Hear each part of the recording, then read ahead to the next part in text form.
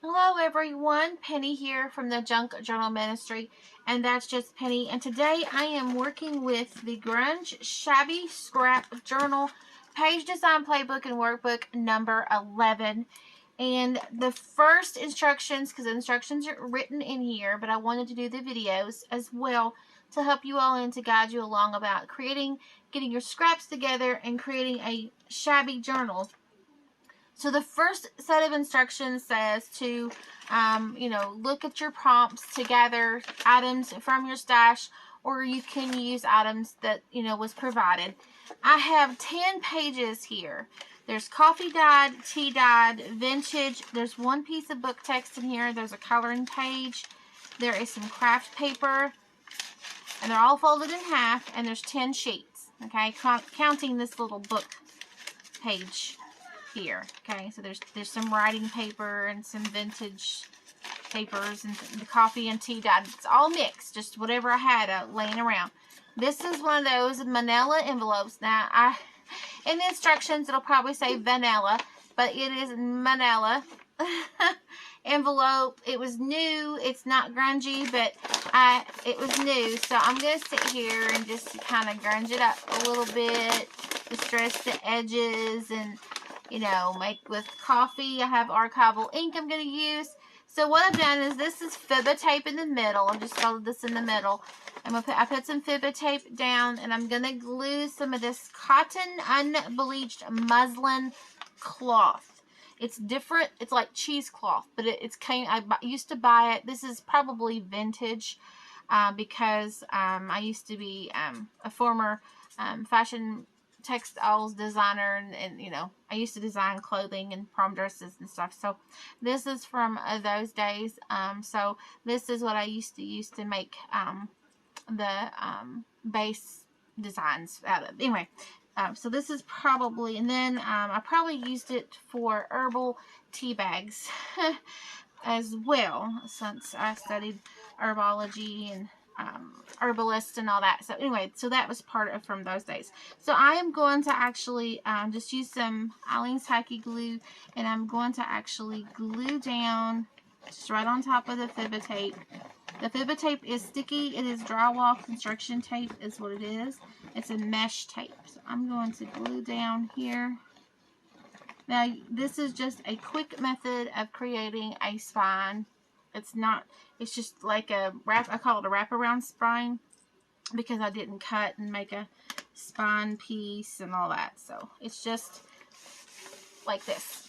This is just to reinforce this. This is all there is. And I can put it on the other side.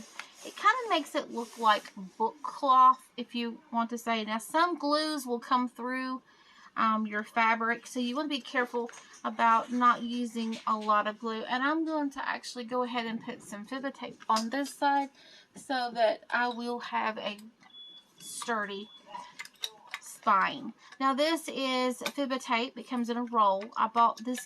This is just with packing tape, but I did buy this. I'm sorry, I did put this on here so that I could just roll it off, and I would never lose the end, because it's real hard if you lose the end of this stuff. It's hard to get it to see. It's hard to see it. If you lose the end, it's kind of hard to see.